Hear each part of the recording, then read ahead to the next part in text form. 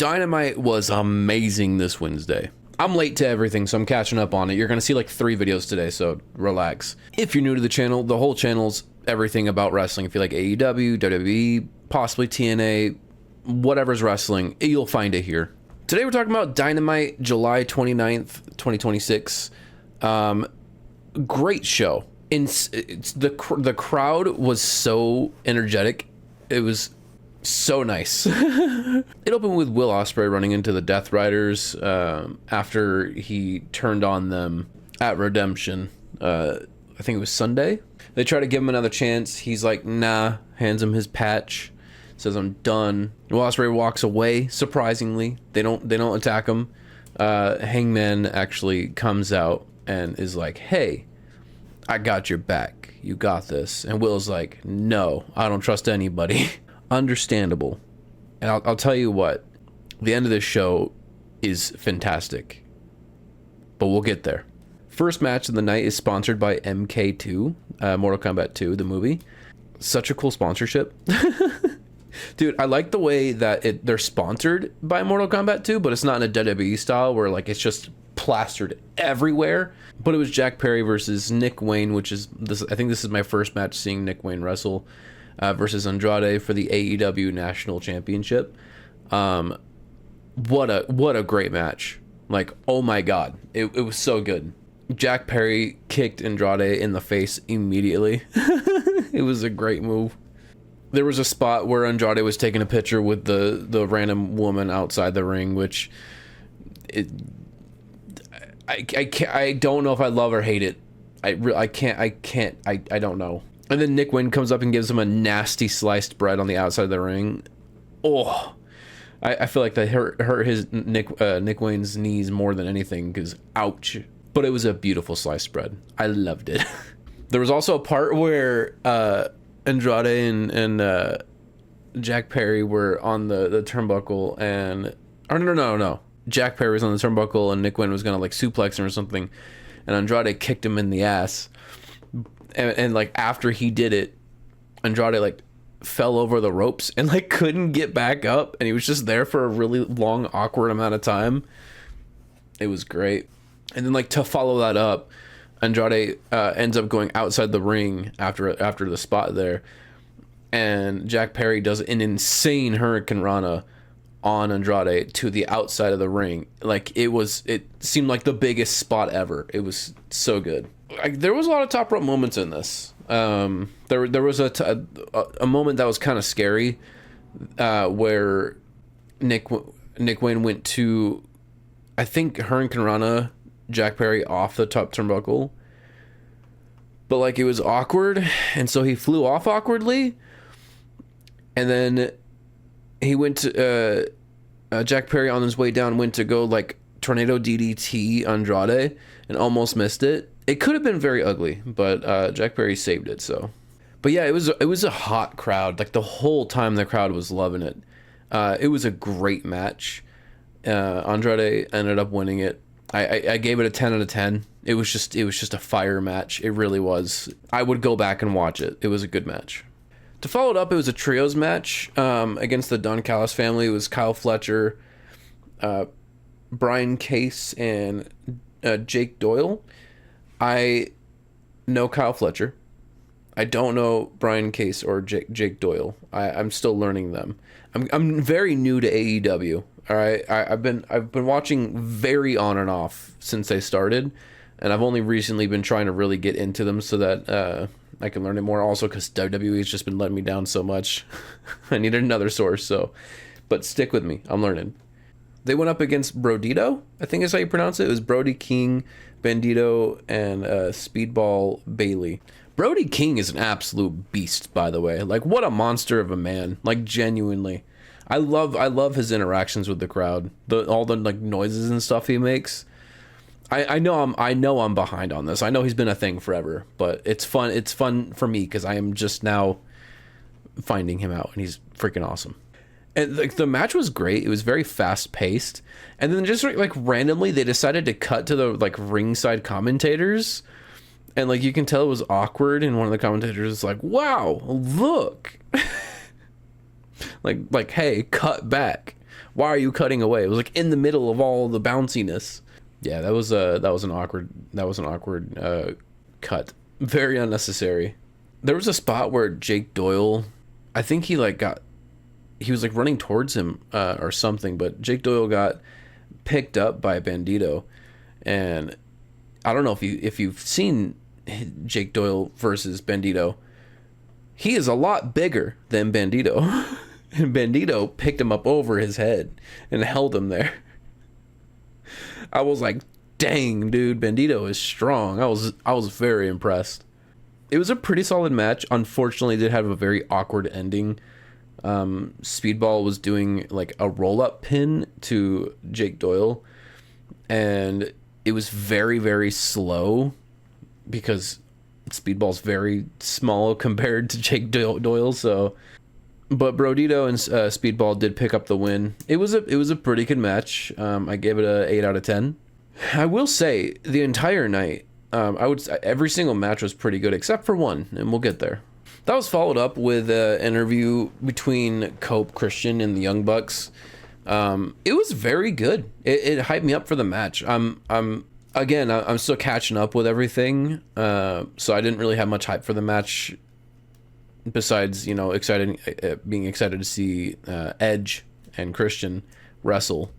But yeah, no, they're kind of just kissing up to each other, honestly, except for Christian. Obviously, he just wanted to bang their wives or whatever. And then things got a little intense. They started to talk about, how the Young Bucks started to talk about how long it's been since they held championships. And then Cope was like, well, it's been 25 years for us, so why don't you calm down over there with your comparisons. But yeah, it was a great interview. It definitely brought some hype for the match. I'm excited to see that. Next up, we have Persephone versus Maya World. This is one of my first impressions of Maya World besides Redemption. She's fantastic. This was for the TBS Championship. It was a very intense match. It was just non-stop. Both of them were putting on a great show. And I will admit, I do like Persephone, but Maya World just won the championship, and I just discovered her, so I have really no attachment to her keeping the championship, but I would like to see her with the championship for longer. So I was like, man, I really hope she doesn't lose it within 3 days, because I think they said she was 24, so she's young. Towards the end of the match, Maya World did go for a moonsault, and then to go for a pin. I don't know if it's her finisher or not. I'm not sure, but she very much missed. She hit with her forehead. And then I'm gonna butcher the name. It's Hikaru Shida. I told you I'm gonna butcher it. She came out with a kendo stick and slid it in to distract the referee, which stopped the pin. And then while Maya World and Shida, I'm only gonna say Shida because I don't want to butcher it again. We're over there being distracted. Chris Statlander came in behind and pulled the kendo stick out of Persephone's hands and distracted them, and it actually helped Maya get the win, so she kept her championship. So bueno. I wanted her to keep it. And then the best part of the night, it's Shark Week apparently. It's always Shark Week. I feel like it's 24/7 Shark Week. But anyways, it cut to the announcers, and behind them came out a shark. Or Chompy. It was a person in a shark outfit. I loved it. It was just a promotion for Shark Week, I guess, but it was great just to see some random person come out in a shark costume. I loved it. Oh, I forgot to rate the Maya versus Persephone. I gave it an 8 out of 10. I would like to rate it more, but I'm trying to not just rate everything amazingly. Just, wait until we get to SmackDown, and I'll be 2 out of 10. I don't know that yet. I still gotta watch SmackDown. Ooh, next was the Willow Nightingale celebration. So I was upset when Tekla lost the championship at Redemption because she's awesome, and I really wanted to see Mercedes versus Tekla. But I am glad to see Willow be women's champion, AEW women's champion. So she came out for her celebration for winning the championship, and it was very emotional. The whole crowd was emotional with her. She was super happy. There was a part where Renee went to like go put the microphone up to Willow's face, you know, so that she can talk, and Willow went and like grabbed the microphone, and you can see Renee like fighting for it, and like both of them had their hands on it. And like Renee puts like her hand on her shoulder at some point, like I think telling her like let go, and then Renee just gave up, and Willow's like, I love you guys, and just, it was great. She started a mom chant for her mom. I loved it. I think she said her mom's name was Jill. Her mom supported her while she was injured, and it was a great story. The whole promo was great. And then Mercedes came out. and the crowd was booing. They were loud. And of course, she did her pity party thing and told Willow to sign the contract for the championship at All In. And Willow took the contract and slammed it on Mercedes' chest and signed it on her chest, and then they started to get intense, and that's when Divine Dominion came in and attacked Willow from behind, but thankfully the Brawling Birds came out and rescued Willow. Overall, it was a very good segment. I did give it a 9 out of 10. I really wanted to give it a 10 out of 10, and I'm like, I don't want to give everything a 10 out of 10. I'm very much fighting it. It was a very good segment, though, very emotional. It's a 9 out of 10. Very, very close to a 10 out of 10. And then we had the Continental Championship match next. It was Jon Moxley versus Commander. This is the match that was kind of meh. I didn't like it too much. It was my first impressions of Commander. He's a pretty good wrestler. A lot of aerial moves. There was a huge size difference between Moxley and Commander. It just looked like I genuinely thought Moxley was just going to bully Commander the entire match. It looked like he was just going to push him around. But, you know, eventually Commander did get some offense in. There was a part in the match. There was 2 parts in the match where I was just like, what are you guys doing? Because there was a part where Moxley was chasing Commander into the ring, and Moxley just kind of laid there and waited for Commander to get onto the top turnbuckle and do a move onto him, and it was like, come on.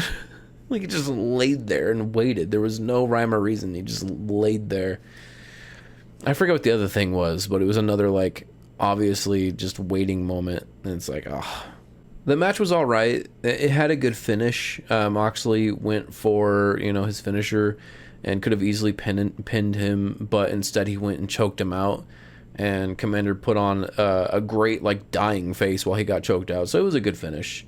Moxley won, retained the Continental Championship. I gave the match a 6 out of 10 because, again, it was a meh match. But following that match was a Trios Championship match.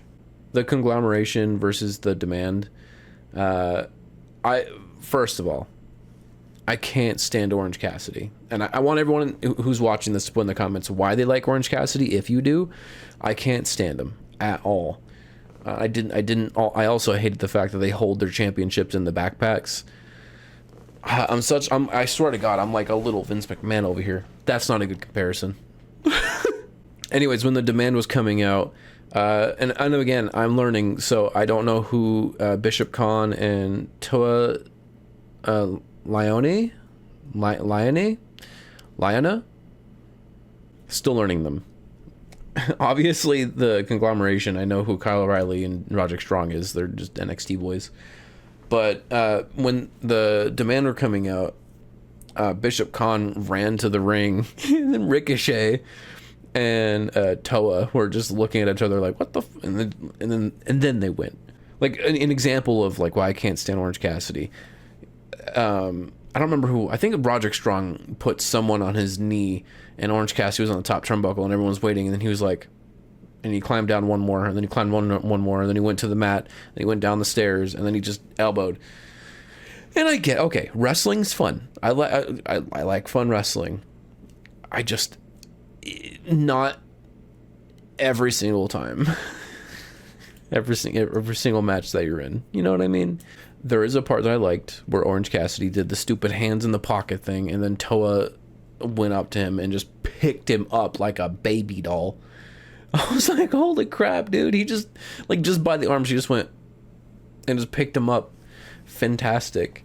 Lethal Twist is new to me. I don't know who they are, but they did come out to help the Demand, and they distracted the Conglomeration, which ended up helping the Conglomeration win the Trios Championship. So you have new Trios champions. And then they continued to beat up the Conglomeration after the match. But Brody King did come out to try to help. They didn't play any music or anything for him. He just kind of showed up. But then Hangman Adam Page came out, and they played music for him. And it was this whole thing. I feel so bad for Brody King. He just came out and just got his ass whipped immediately. But yeah, Hangman Adam Page came out, and he came out with a chair wrapped in barbed wire and made everyone run out. Except for... I'm forgetting his name. One of them went to go grab the chair. I forgot the name. And like the barbed wire was on it, so he was like, ouchie.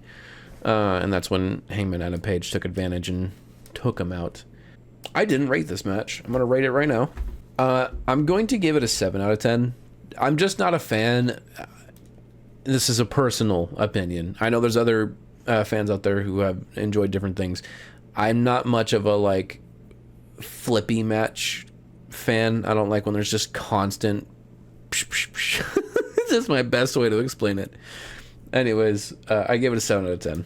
To end the show, Kenny Omega came out to address the fans, but like the minute he started to talk, Will Ospreay came out, and it was a very intense showdown, which I would say really, really hyped me up for the match. I cannot wait for this match. I guess Kenny Omega attacked Will Ospreay at Redemption solely on the fact because Will Ospreay told Kenny Omega it seems like he gave up on himself. I don't know when that happened. Again, I'm a new AEW fan, so I don't know how long ago that happened, but he held a grudge. He didn't like it. He also didn't like the fact that it took so long for Will Ospreay to help him. He waited till like last second, and he thinks that Will Ospreay just only reason he helped is for the championship so he can get a match. But yeah, it was a very intense back and forth until Kenny Omega started slapping the crap out of Will Ospreay. Like there was this one dude in the crowd who was just like the whole time when he was just slapping him. It was a great reaction. Will Ospreay hit him back with a big O slap and went to go do a move to him, and Kenny Omega got out of the ring and he's like, "I'll beat the crap out of you, bruv." It was great. That segment really hyped me up for the match. I cannot wait to watch it, honestly. The whole show, this entire Dynamite, that was the way they wrapped it up.